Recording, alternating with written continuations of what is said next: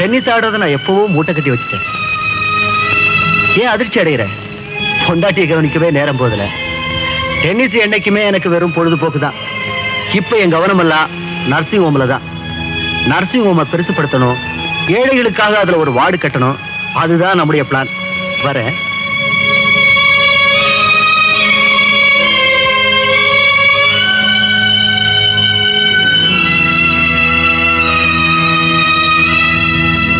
சொன்ன மாதிரியே நீ ஒரு டென்னிஸ் சாம்பியனை கல்யாணம் பண்ணிக்கிட்டேடி.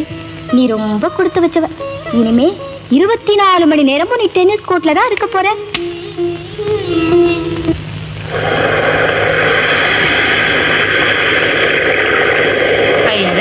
எங்களை நிறைய கொசு கடிக்குதுங்க. கொசு தொல்லை ஒளியணுங்கிறதுக்காக தான் நேத்து இங்க மருந்தடிக்க வந்தாங்க.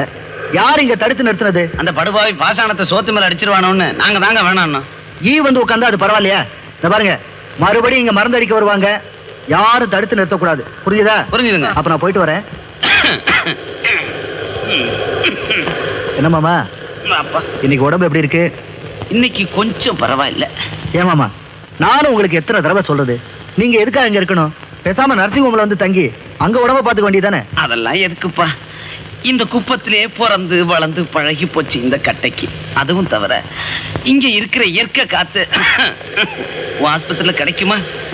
ஏப்பா, நீதான் தினமும் வந்து என்ன பாத்துட்டு போறியே. அத்தை, மாமாவுக்கு வேளா வேலைக்கு மருந்து கொடுக்குறீங்கல்ல? கொடுக்குறேன்ப்பா. கஞ்சியோட சேர்த்தானே கொடுக்குறீங்க.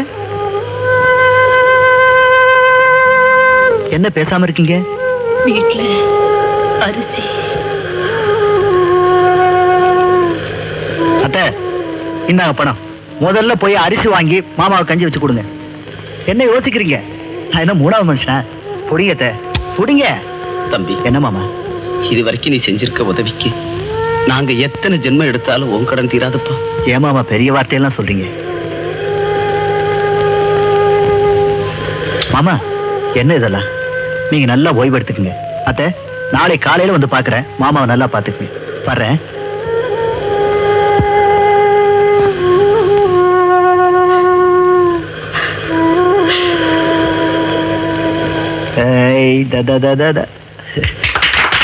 என்ன இதெல்லாம்?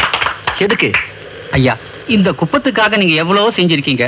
அன்னைக்கு உங்க சம்சாரத்துல வந்தப்போ எங்களால எதுவும் செய்ய முடியல. அதான் இன்னைக்கு நாங்க எல்லாருமா சேர்ந்து ஐயா இந்த மாலையை அப்படியே கொண்டு போய் உங்க சம்சாரம் கழுத்துல போடுங்க.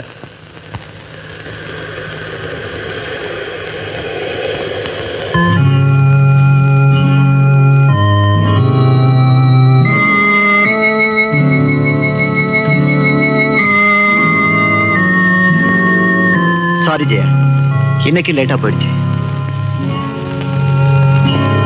என்ன பண்றது ஜெயா, குப்பத்துக்கு போயிருந்தனா அங்க உள்ள ஜனங்கள்லாம் அந்த மாலையை போட்டு ஒரே அமக்கலப்படுத்திட்டாங்க. அது மட்டும் இல்ல, கொண்டு போய் நேரா உன் பொஞ்சாதி கழுத்துல போடுன்னு சொன்னாங்க. போட்டுட்டேன்.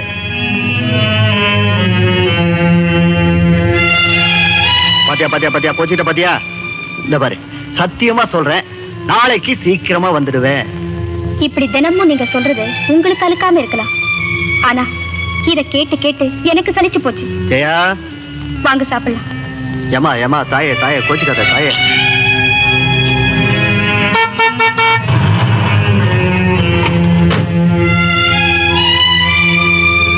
சாரி ஜெயா, கொஞ்சம் லேட்டா போயிடுச்சு. மன்னிச்சிடு ஜெயா, கொஞ்சம் லேட்டா போயிடுச்சு. கோச்சுக்காத ஜெயா, இன்னைக்கும் கொஞ்சம் லேட்டா போயிடுச்சு. குடிகார மக்களே, நான் சொல்றத நல்லா கவனிச்சீங்க. குடிகாரனும் திருடனும் திருந்தினா கூட யாரும் ஒத்துக்கிறது இல்லை. எப்படின்னா, நாம திருந்தினதுக்கு அப்பாலையும் வேசி தடிக்க கீழே உயிந்தா கூட குடிச்சிட்டு உயிராம பாருன்னு தான் சொல்றாங்க. ஆகையினால இன்னையில இருந்து நாம சபதம் எடுப்போம், குடியை நிறுத்துறது இல்லைன்னு. என்னடா ஒரு கிளாஸ குடிச்சுட்டு பெரிய தலைவர் மாதிரி பிரசங்கம் பண்ற? அப்ப இன்னொரு கிளாஸ் ஊத்து. முதல்ல 8000 ரூபாய் பாக்கி, இப்போ ஒரு கிளாஸ் 9000 ரூபாய் கொண்டாந்து கொடு. எதையா பெரிய பணம் எடுத்துக்க. பத்தினையா பணங்குது, தேவையானது எடுத்துக்க. ஏதோ பணம்? ஒரு வெளிநாட்டு துறை என் வண்டியில ஏறி குந்திக்கினாரு. கங்காரப்பேட்டையில இருந்து தாம்பரம் வரைக்கும் விட்டு அலத்தினேன். கப்பல் ஏற சொல்ல கப்பல் இதை கொடுத்தினாரியா? அது நிறைய பணம், இது உனக்கு தேவையானது எடுத்துக்க. ஒரு கிளாஸ் ஊத்துக்க. ஊத்துறது என்னடா, நீந்துடா. இது புச்சா இருக்க முக்காடு போட்டுக்குன்னு வர்றான். புச்சுதான் போல இது. நீ அத்தையெல்லாம் கண்டுக்காத. ஒரு கிளாஸ் அடிச்ச உடனே மூக்காட ஊத்துருவாரு, 2வது கிளாஸ் அடிச்ச உடனே சொக்காய ஊத்துருவாரு, 3வது கிளாஸ் அடிச்ச உடனே பேண்ட் ஊத்துருவாரு, 4வது கிளாஸ் அடிச்ச உடனே நீ அந்த இடத்துக்கெல்லாம் போகாத. புச்சுதான் நீ சின்ன கிளாஸ்ல ஊத்தி விடு. பெரிய கிளாஸ்ல வேணுமாம்பா?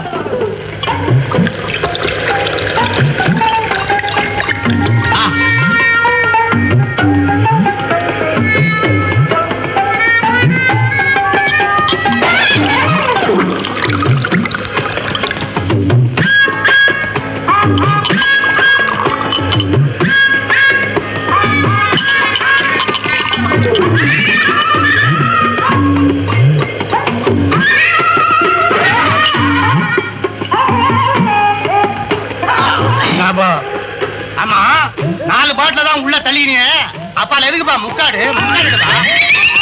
பார்த்தா பெரிய மச்சம் மாதிரி இருக்கிறியாப்பா? என்னப்பா இது?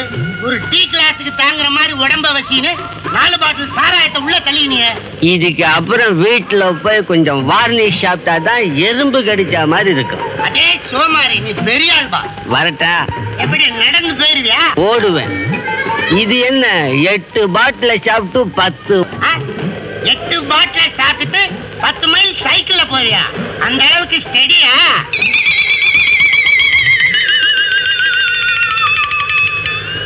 ஸ்டெடின்னு சொன்னா விழுந்துட்டா அவ்வளவுதான். சரி, நீ ஒரு கிளாஸ் ஊத்து. கிளாஸ் இல்லடா, பாட்டிலோட எடுத்துட்டு போய் குடிப்போம். சரி, நான் வரட்டா? பயலுக்கு நல்ல போதை ஏறி போயிடுச்சு. பரிசை கூட மறந்துட்டு போறேன். பரிசு இருக்கிற கணத்தை பார்த்தா 1000 ரூபாய்க்கு மேல தேடி போல இருக்கு.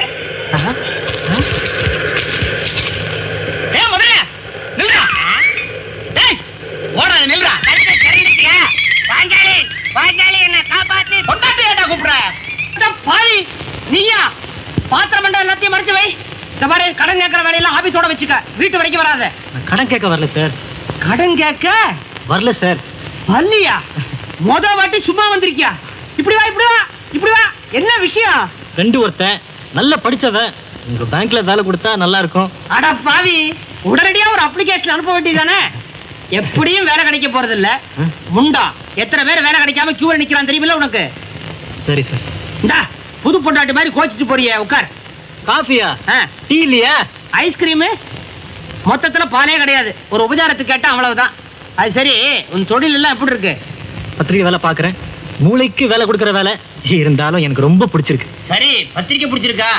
நீ என்னப்பா பொறுப்பு இல்லாத பையனா இருக்க? ஒன்னும் அடிக்கடி கடன் கேட்க வர்ற, 10 குறைக்கு ஃப்ரெண்டுக்கு வேலை வேணும்னு வேற வரிய. ஆமா, உன் சொந்த ஊர் இது? தஞ்சாவூர் பக்கம். எந்த பக்கம்? இடது பக்கமா வலது பக்கமா? அதான் காட்டு மன்னார்குடி. காட்டு மன்னார்குடியில பிறந்தவனா நீ? ஆமா, உன்னை பெத்தவன் யாரு? சரவணமூர்த்தி. சரவணமூர்த்தி பிள்ளையா நீ? அட பாவி, அட பாவி. அந்த சரவணமூர்த்தி இருக்கானே எனக்கு ரொம்ப தோஸ்து. அவனை நாங்கெல்லாம் கிளிமுக்கான்னு தான் கூப்பிடுவோம். நாங்க வீட்டுல அப்பா தான் கூப்பிடுவோம். உங்க அப்பா நீ அப்பா நான் கூப்பிடுவேன். இது ரொம்ப புதுசு, ரொம்ப புதுசு. அட பாவி, அட பாவி. ரொம்ப கிட்ட வந்துட்டேன். ஆமா, உனக்கு எத்தனை குழந்தைங்க? 2. ஒரு பையன் ஒரு பொண்ணு. ஓஹோ, இந்நேரம் கல்யாணம் ஆயிருந்தா. அப்போ உனக்கு இன்னும் கல்யாணம் ஆகலையா? முந்தானி கொஞ்சம் எடுத்து விடு. அப்போ நான் ஏதாவது பொண்ண சொன்னா உடனே பண்ணிக்குவியா? பண்ணிக்கிறேன் சார். பொண்ணியாரு சார்? எது? தப்பா நினைக்காதீங்க சார். சிச்சே, இதுல என்ன தப்பு இருக்கு? வயசு கோளாறு, வாலிப துடிப்பு. ஆமா, கல்யாணம் பண்ணிக்க போற பொண்ணு எப்படி இருக்கணும்னு ஏதாவது கற்பனை பண்ணி வச்சிருக்கியா? சார், நான் கல்யாணம் பண்ற பொண்ணு நல்ல அழகா சிகப்பா இருக்கணும் சார். கருப்பா இருந்தாலும் பரவாயில்ல, வைரமா அழகா இருக்கணும் சார். குள்ள மாதிரிலாம் தப்பு இல்ல, ஸ்லிம்மா ஒல்லியா அழகா இருக்கணும் சார். குண்டா இருந்தாலும் பரவாயில்ல சார், நான் அட்ஜஸ்ட் பண்ணிக்கிறேன். பொண்ணியா சார்? மொத்தத்துல பொண்ணு வேணும்ன்ற கேட்டியாடி? என் சம்சாரம். வணக்கங்க. வணக்கம். தெரியல இவன யாருங்க? அடியே, நம்ம காட்டு மன்னார்குடி, நம்ம வீட்டுக்கு ஏத்த வீடு, கிளிமுக்க பையன். உங்க அப்பன் பேரை சொல்லண்டா? சரவணமூர்த்திங்க. ஓஹோ, அப்படியா? அப்பா மாதிரியே இருக்காரு. மீசை பாரு, அம்மா மாதிரியே இருப்பான். என்ன சொல்றீங்க? எடுத்ததுக்கு அப்புறம் தம்பி இப்படியே இரு, இந்த வர. சரி. டேய், என்ன பையன் எப்படி? ஏன் கேக்குறீங்க? இவனையே நம்ம பொண்ணு கட்டி வச்சுட்டா? நல்ல யோசனைங்க.